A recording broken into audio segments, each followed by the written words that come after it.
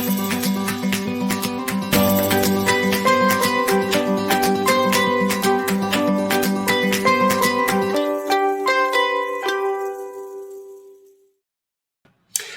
good morning, everyone. Good morning. It is me, Calvin here, and you're watching Quack TV, because why watch crap TV when you can watch Quack TV? I love saying that.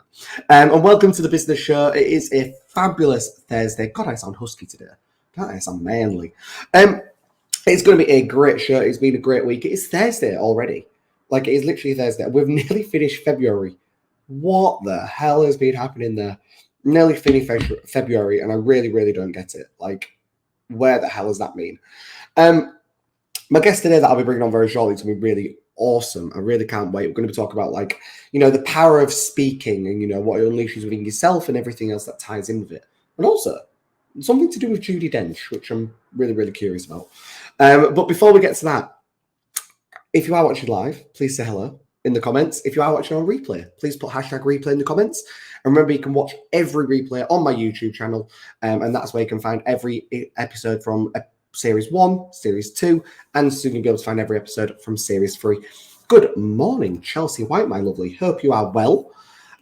Chelsea White from Rises Networking. Make sure you check it out, everyone. Startup networking organisation. Make sure you go and check it out. Really, really cool. Today's going to be a good day for me. I've got quite a free day, which I've not had in ages. I don't know if, you know, that's feeling where you're like, ooh, might get some bits done, might actually take a bit of a break, might have a bit of a lie-in. And obviously not a lie-in because I'm here. So yes, it's been an absolutely amazing day so far already, and it's going to be a good day. It's going to be a really, really good day. It's going to be a good week. And one of the big things with me is I like to make... Don't tell me you've got a free day. One of the big things with me is, you know, it's making every week count. And with it getting towards the end of the month, having made, you know, February counts, have you made this week count? And the past few weeks, it's been really, really productive. Don't know about anyone else. I've got really, really good loads done. If you think back towards January and February last year, it seemed like the year started off really slow. And like a lot of people were still starting off really slow for the year. Maybe I was with myself as well. But this year, it feels like it's all, you know, all steam ahead, full steam ahead, and it's been really, really productive. It's been really, really fun. And it's going to be an awesome, it's just going to be an awesome year. I can tell already. But speaking of an awesome year, I'm going to go for our lovely guest today. I met a couple months ago. We've kept in touch. Really, really get on. She's a lovely lady called Jackie. She, honestly, some facts for you. She's worked at the Royal Shakespeare Company. She was Judi Dench's dresser, which we're going to dive right into. I do love me, Judi Dench. Fabulous lady. Excuse me. And it's going to be talking about, you know, how you can get your ideas and messages through to your audience and things like that. It's going to be a really, really good show. So without further ado, we've got the fabulous Jackie Goddard, and I'm going to bring her on. Jackie, good morning, my lovely. How are you? Morning. Yeah, I'm fine, thank you. How are you? I'm very well, thank you. I always love this bit because it's like I've already said hello to you backstage. You know, it's the power of show business. You know, Yes. it's. But no, so Jackie, before we dive in, my lovely, can you just tell us who you are and what you do? My name is Jackie Goddard, and I run a company called Power to Speak. And I get people excited about performing. So I come from an acting background. I've taught for many years, children and adults, and the whole point being to get them to performance. And that's what I now do with business leaders, innovators, entrepreneurs, anybody that's got an idea or a business message they want to share. I get them from fearful to fearless. And I love to watch that transformation. So just to see them get on a stage or in front of a camera and just really speak with power. I really love that. There's a lovely lady that I know called Taz Thornton. She's actually been on the show. And she talks about people being powerful, but she doesn't mean like strong. She means you are full of power. Yeah. And I really, really like that. So, you know, acting. When did you get into that? Obviously, Royal Shakespeare Company. You know, what got you into the acting? How long have you been doing that for? Tell me a bit more about the acting. Oh, well, it's long story short, really. I have been acting since I was a child, not professionally, obviously, but to my friends, to my school mates, to anybody that would listen or watch me. But looking back on it now, I think I was always a director. I was never really an actor. But I went to my careers officer when I was 16 and said I wanted to be an actress. And she kind of laughed a little bit, a bit of a snigger, and said, no, you don't want to be an actress. If you wanted to be an actress, you'd live, die and breathe the theatre. What else can you do? And so I said, well, I'm not bad at art. And I ended up going off to art college. Yeah. And then from art college into fashion, and I became a fashion designer. Okay. Which was an awful business. So I did about 5 years in the sort of the rag trade end. So I was working for manufacturers and designing for Topshop, Miss Selfridge, and all those sort of companies. Very uncreative, not what I was expecting at all. And so left that, and a friend of mine that I'd been at fashion college with was working at the Royal Shakespeare Company in the wardrobe department. Okay. And so she kind of got me in dressing. And I think that was where I kind of walked in through the doors at the backstage at the Barbican, this was when they were in London, and just felt at home, suddenly felt like I'd found my tribe. And I remember standing in the wings of a little show in the Pit, which was their kind of studio theatre down in the basement, watching the actors through the curtains as they were sort of doing technical rehearsals and waiting for them to come off and dress and stuff. And I thought, I can do this. I really can do this. I know they are no better than me at actually acting. And one of the actors came off, an actor called Toby Stevens, who was Maggie Smith's son, actually. And he'd been on stage doing this really quite raunchy under a sheet scene with a fellow actor. And I thought, gosh, how did he do that without getting completely embarrassed, with all these people watching, technical rehearsals, doing it over and over again. And he came off and I said, how do you do that without just dying of embarrassment? And he said, well, if you don't believe what you are doing on the stage, then nobody in the audience is going to believe you. Yeah. And it just was like a light bulb moment for me. It was like, oh my God, so I don't have to be embarrassed because I'm showing up as myself. I am in character. I am believing who I am as that character. I am being that character. And through telling that truth, then the audience will believe me. And so that then sent me to drama school, because that kind of was like, yeah, I can do it now. I know what it is to be an actor now. And so I went to drama school when I was 30, actually. Okay. And did sort of, it was a part-time course, but it was like really full on. And I loved it. And I ended up going from that into to the Edinburgh Fringe and doing Fringe productions. But really, it always kind of came back to the directing and showing people how to do it. And I just loved all the fundamentals. I think an actor's training is kind of almost fundamental to everything we do and is so beneficial to everybody. And that's now what I bring to the coaching that I do with people around their presentations and showing up in front of their audiences, is to get them to that point where they are so comfortable in their own skin that they're really telling the truth of who they are, being authentic, and that's where the power comes from. And it's not necessarily your voice. Absolutely love that, and I like the fact you've just subtly dropped like some names in there, oh yes, top, New Look, Selfridge, and Maggie Smith, Maggie Smith's son, just like subtly dropping some names in there. Would you say, before we dive into obviously what you do now and everything like that, do you think in what you learned in the fashion industry since you went into that, because I didn't know this obviously, when you went into the fashion industry, did you learn anything from there that helps towards your business now, either that be help you with your business or what you saw in the fashion industry to help with what you do now? Did you see anything there at all? Nobody's ever asked me that, and I think thinking about it now, just literally off the top of my head, what did I learn? I learned that I didn't like it. Why didn't I like it? Because it wasn't creative. Why wasn't it creative? Because I was sent out to copy other people's designs. Yeah. Okay. And so what I've learned, I suppose, is that kind of doing what is the truth of you and what you believe. And to me, that wasn't right. It wasn't what I was there for. It wasn't what I signed up for. And also the fact that the business the whole fashion industry because I was in that kind of high street end, I didn't have the luxury of, my own showroom and catwalks and all that sort of stuff. I was expected to kind of use that, and to me it just was kind of fake and not real, and I didn't sort of trust the people around me, I suppose, and that's what I've learned, and that's what I bring now to what I do, I think. I love that. And how did you end up becoming Judi Dench's dresser? Come on, this is like my big question. How did you end up becoming Judi Dench's dresser? Well, because she was in a show in the pit, as it was back then. As I say, it was levels. I mean, there were seven or eight levels to the Barbican, which there still is. But obviously the main house of the Barbican was above ground. Okay.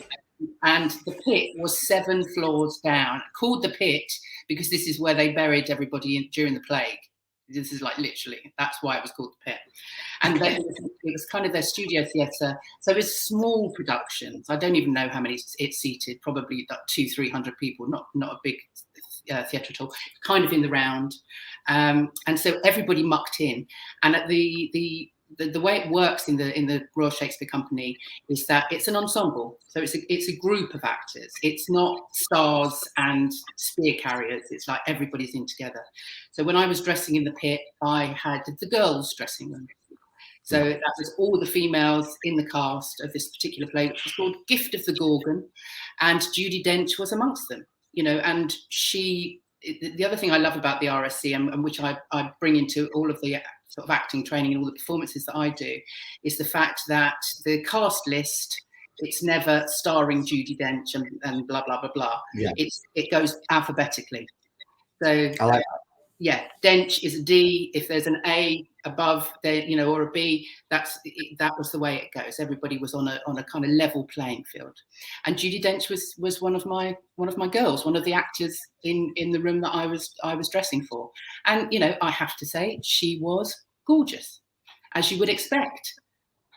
I absolutely love that. So, obviously from all that and all this acting background and things like that, what got you into helping people now with obviously getting their message across and, presenting correctly and, making sure they're being clear with everything that they do? What made you go into this? Well, lockdown, to be totally honest. So I feel like a relative new business. I'd left to work for myself 4 years ago, must be coming up 4 years ago now. And I started a company called Atticus Arts because I'd been working at an art centre, teaching drama to kids and adults on the side, but was running arts projects within the community. And that's something that I loved to do, to bring together groups of adults with learning disabilities, targeting sort of school groups and different people that sort of needed a bit of inspiration and a bit of creativity in their lives. And I thought that's what my business was going to be. But as soon as I started my business, everybody kept coming to me for the Finding Your Voice workshops, for, building their confidence, adults wanting to play, wanting to get creative. And when it came to lockdown, all of my in-person classes, obviously, I couldn't do them. My whole world came crashing down in terms of business. And so in lockdown, I ended up doing quite a lot of online networking and just talking to people about what I was doing around finding your voice and building confidence around your voice and presentation, and seeing that actually everybody in this kind of new marketing world, and I don't think it's just down to the pandemic, but I think it's just the way social media and the way technology is leading us. As business owners, we kind of need to show up.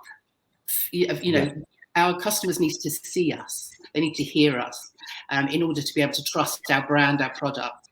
And so suddenly people are kind of going, oh, I need to learn how to do this properly, professionally. Lots of people are frightened of speaking in public. In fact, apparently it tops afraid of death. People are more afraid of standing up and speaking in public than they are of actually dying, which is ridiculous. But there it is. And yeah, in lockdown, I realised that there are lots and lots of leaders too. Big people that are running big organisations that really have some big messages that they need to share, and they just don't know where to start or how to find the confidence to do that. Yeah, no, you're completely right. You know, it's really one of them things. And you're touching about people being scared with networking. And so I'm a governor of a school. It's actually my old high school that I'm a governor of. Ah, And excellent. yeah, I absolutely love it. And, you know, one of the things I always said there, especially because I go in, I help a lot now on like careers days and so on and so on. And, you know, I say to them, I was like, don't force public speaking. Like, why am I? Because they'll end up hating it later in life. And it's such a skill. It's such as if, you know, Ben Francis literally says this. He said on I think with Stephen Bartlett on their video, you know, and he goes, anyone that can speak publicly, he's like, it's such a skill. You are already better than most, you know, more flexible than other people because you can do it. You know, you can already go to other heights because of them. Do you think speaking, presenting, and, you know, getting the right message across in front of your audience has changed virtually compared to in person? Do you think it has? I think people are now having to look at virtual presentations. You know, there are public speakers, there are, you know, professional speakers, keynote speakers out there that before lockdown had, you know, it wasn't in their remit to do anything online. They did everything in person. And so now we were forced into it over lockdown. But actually, this is never going away now. Yeah.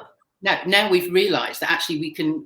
You know, I've coached with people in the States. I've worked with people almost all over the world because I can now do that online, and so that's never going to go away. So but it is a different skill.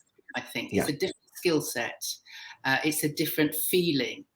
It's you have to kind of be more energetic. You have to find something because you're not there in person, because there isn't that kind of physical rapport between you and the audience. You need to find new and better and more interesting ways to do it, to do that presentation. Completely right. You know, it's one of the things I've presented online several times. Like a couple of weeks ago, I was speaking at Cambridge University. You know, I didn't even step a foot into Cambridge. It was completely doing it virtually. And, you know, I do think there's a difference. You know, this is never going away, but there is a big difference to doing it virtually to in person. Both, and I'm not saying there's pros, you know, it's all pro for one or the other. There's pros and cons with both. You know, cons with doing it in person now is the time it takes. You know, you can do it virtually now, and it's absolutely amazing. What would you want to say to anyone that wants to start getting their ideas and their message across to their audience? But maybe they're not sure if they are doing it the right way. They're not sure if they're doing it the wrong way. You know, they're like, well, I've never really thought about this. Like, what am I actually thinking about? What would you say to them? Well, if they're starting with their content, because that's kind of, you know, there's no point speaking if you haven't got anything to say. Yeah. So that is quite important. So make sure that you find something that you want to talk about, something that, you know, really means something to you. If you are somebody that has to deliver a lot of technical stuff, jargon, data, then find something, because that can be quite dry, especially if you're talking to an audience that don't know about that. I mean, it might be your absolute passion to, you know, I've worked with guys that do software, you know, it means nothing to me. But they want to sell me this software. But how do they explain to me how it works? Oh, I don't know. But so they need to find something that's going to relate to me. And that goes with anything that you're talking about. So I always go back to your own story, your own experiences. So get what it is that you want to talk about, the stuff that you have to say, that you have to kind of sell. And then look at your own story and see what's in your own story that can relate to the message that you're trying to get out there. Because the fabulous Maya Angelou always said, people won't remember what you say or how you say it, but they will remember how you make them feel. And so that is the crux of any good presentation, any good message that you want to get out there, is to find that emotional pull in whatever it is that you're saying. So somehow you relate it back to your own story, because if you relate it back to you and share your experiences, then you can kind of validate other people's stories. You make yourself relatable. You build trust. You build rapport. So always see if you can find something in your own experience that will kind of benefit other people, and mix that in with your message. I love that. Absolutely love it. So, because we're getting towards the end of the show, speaking of, audience and telling a story and so on and so on, you have a podcast. I do. Yes. Yeah. In a nutshell, tell us about your podcast, Jackie. Oh, well, again, that started when I was at Atticus Arts and I was talking to people, going into networking spaces with accountants and lawyers and software IT people. I was having trouble finding people that I could talk to sort of about creative stuff. And so I started the podcast because I wanted to find business people that use their creativity for their work. And in that, I found that everybody is creative. Doesn't matter what you do, we all create. Whatever it is, it's that kind of thought process. It's solving problems, it's risk taking, all of those things. So the podcast started out of that.